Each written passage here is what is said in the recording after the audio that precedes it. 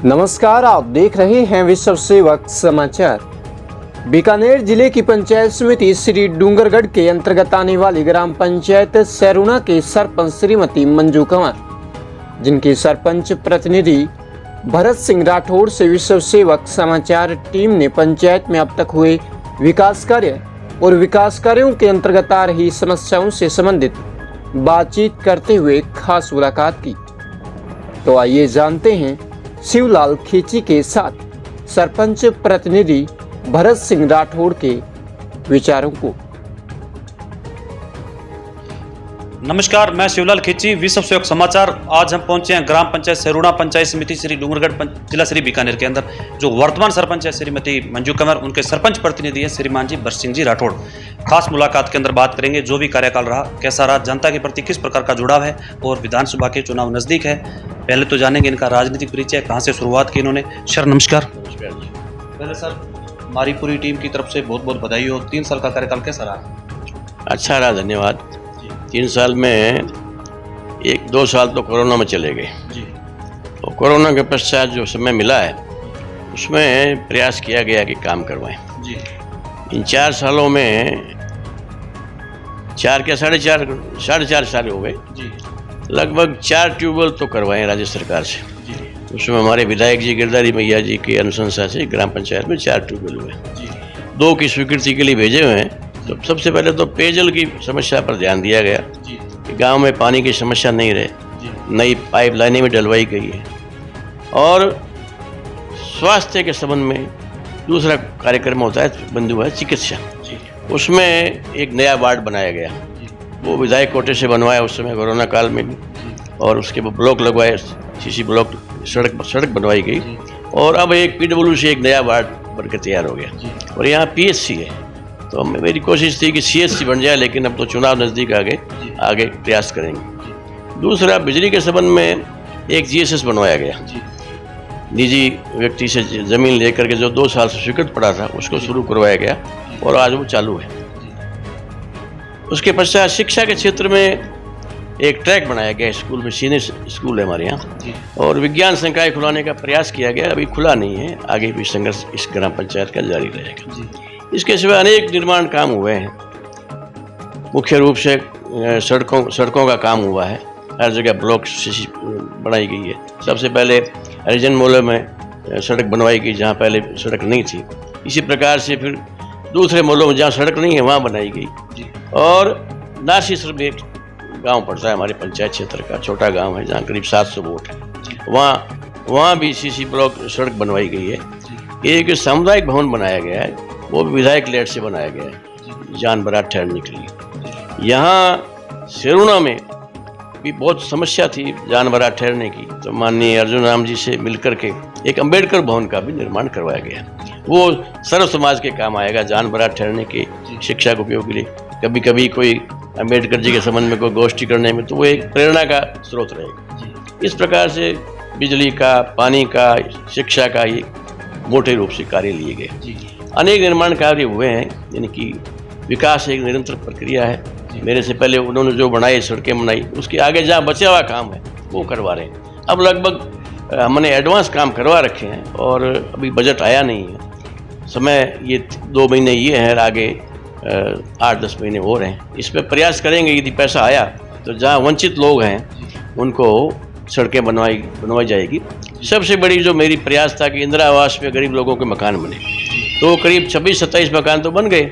अब पूरे ज़िले में ये समस्या है कि दूसरी उन्होंने लिस्ट मांगी नहीं है और स्वीकृति आई नहीं है। उस वजह से गरीब लोग जो है मकान का इंतजार कर रहे हैं।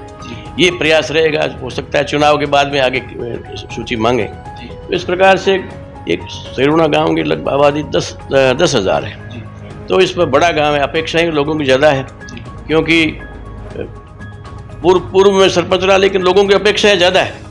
अब सरकार का जैसे बजट की उपलब्धता के आधार पर काम करवाया गया है और हर गली मोहल्ले में सड़क बनाने का प्रयास है। रोड लाइटें भी लगाई गई है, क्योंकि हमसे हाईवे से जुड़े हुए हैं। और अभी लेटेस्ट आप बस स्टैंड से पता रहे होंगे, वहाँ NH11 की तरफ से एक लेट्रिन बाथरूम बनाएंगे। अब ग्राम पंचायत उसमें शेड बना दिया, एक वाटर कूलर लगा दिया और बैठने के लिए यात्रियों के लिए 4 बेंचें लगवाई है। तो इस प्रकार से हर वर्ग को सुविधा देने का प्रयास किया गया है। सेरुना गांव जो एक बहुत बड़ा हाईवे पर गांव है, इसको मेरा सपना ये है कि लोगों के सहयोग से इसको एक आदर्श गांव बनाया जाए। जब से मैं सरपंच बना कोशिश रही है कि इस गांव में मुकदमा नहीं हो। हालांकि मैं पेशे से वकील हूँ, लेकिन प्रयास ये रहा है कि इस गांव में मुकदमा नहीं हो, छोटे मोटे आपस में राजीनामा हो। सिवाय कोई हीनियस ऑफेंस है, कोई मर्डर हो गया, कोई रेप हो गया, वो तो अलग बात है। इसके सिवा छोटे मोटे मामले में पुलिस को भी कह रखा है कि आप इसमें राजीनामे से सट रहे। तो इस प्रकार गांव में एक शांति का माहौल रहे, भाईचारे का माहौल रहे, ये मेरा प्रयास है। विकास भी हो, विकास के साथ साथ शांति का माहौल रहे, भाईचारा रहे। 36 कौम जो है वो अपने आप में एक परिवार के रूप में समझे, ये मेरा प्रयास है। बहुत अच्छी बात बताई सरपंच साहब, विकास कार्य भी बहुत अच्छे हुए हैं। जानना चाहूँगा राजनीतिक परिचय कहाँ से शुरुआत की, देखो आज तक सरपंच पद पे हो, थोड़ा बताएं। मैं विद्यार्थी जीवन में राजनीति से रहा। मैं जब इमरजेंसी थी उस समय डूंगर कॉलेज का महासचिव नियुक्त किया था मेरे को, और NSOE के थे वो अध्यक्ष थे, मैं महासचिव था। तो विद्यार्थी जीवन से मैं जुड़ा, वामपंथ से जुड़ा। और उसके बाद में गांव में हालांकि सरपंच की कोई पार्टी नहीं होती, लेकिन विचारधारा ये रही कि आम गरीब को जोड़ा जाए, जो पिछड़े के तबके के लोग हैं उन तक पहुंचा जाए। ये गांव में मेरे को 80 में सरपंच बनाया, उसके बाद 94 में मुझे पंचायत समिति मेंबर बनाया।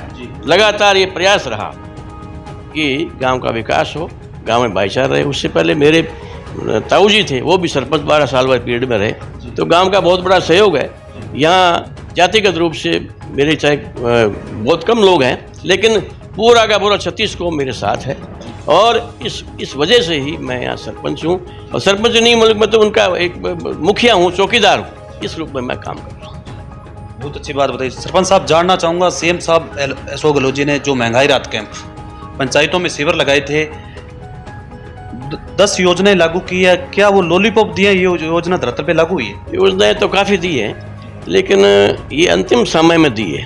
तो उसका लाभ जैसे कुछ आपके अनाज मिलने वाला, पैकेट्स मिलने वाला ये है, लेकिन जैसे हॉस्पिटल में है तो यहाँ डॉक्टर की कमी थी, संघर्ष करके अभी डॉक्टर लगवाया है। तो वो जो योजना है वो धरातल पर इसलिए लागू नहीं हो रही है कि मशीनरी काम नहीं दे रही है। और मशीनरी के सिवाय दूसरे जो एक संगठन होता है अशोक जी का, कांग्रेस का, वो लोग सक्रिय नहीं होने की वजह से पूर्व तक लोगों को लाभ नहीं मिल पाता। जो सरपंच हैं उनका तो एक बड़ा एक दायित्व के विकास के रूप में और रूप में चलता रहता है, लेकिन जब तक कांग्रेस का संगठन सक्रिय नहीं होता है उसका लाभ लोगों को नहीं मिलता है। और फिर मशीनरी भी कमिटेड नहीं होती तो उसका लाभ नहीं मिलता। मशीनरी समझते हैं खाना पूर्ति, या मुख्यमंत्री जी का एक खाना पूर्ति कर दो, ये रहता है। सरपंच साहब 3 साल का कार्यकाल हो गया आपका, शुरुआत जब सरपंच बने आज तक मनरेगा में क्या कुछ करवाया था? मनरेगा में काफ़ी काम करवाएंगे। कुछ सड़कें ली गई, उन सड़कों को बनाया गया है। ये जो आपके कुछ ब्लॉक सड़कें उनको भी कॉकटेल में आधा पैसा जिला परिषद, आधा और इसी प्रकार जैसे अभी यहाँ मैं भूल गया आपको बताना, एक लाइब्रेरी बन रही है बहुत ज़्यादा। मैंने जिला प्रमुख जी को कह करके और जिला कलेक्टर को कह करके, एक बड़ा गाँव है, यहाँ के लोग कंपटीशन में आते हैं। यहाँ 2 रिटायर्ड IAS रहे हैं, IAS भी रहे हैं। शिक्षा विभाग में भी लगातार भर्तियाँ हो रही है, पटवारी भी आते लोग आते हैं। तो उनके प्रशिक्षण के लिए, पढ़ने के लिए एक लाइब्रेरी बन रही है, वो तैयार हो रही है, निर्माण काम चल रहा है। और मैं चाहता हूं कि इसका फायदा बढ़ने के बाद में पूरा गांव के आसपास के लोगों को इसका मिलेगा लाभ। बहुत अच्छी बात बताइए। हाँ जी सर। एक मैं महत्वपूर्ण काम भूल गया, जिसके लिए लगातार 2015 से लोग हमारे संघर्ष कर रहे हैं। नारसीसर गांव में कुचौर से नारसीसर में अंडरब्रिज नहीं था जी। और अंडरब्रिज नहीं होने की वजह से नारसीसर के 100 खेत लाइन के पार पड़ते हैं। रोजाना RPF वाले मना करते थे कि हम मुकदमा बनाएंगे।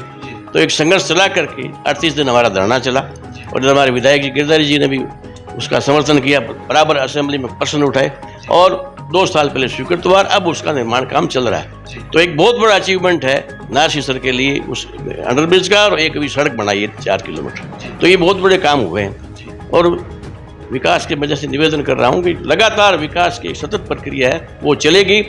मैं नहीं रहूँगा तो आने वाली पीढ़ी करेगी, लेकिन इस प्रकार का प्रयास किया गया कि सबको इसका लाभ मिले। देखो 3 साल के कार्यकाल के अंदर सेरुणा ग्राम पंचायत में विकास की प्रगति को सरपंच साहब ने बहुत अच्छा बढ़ावा दिया है।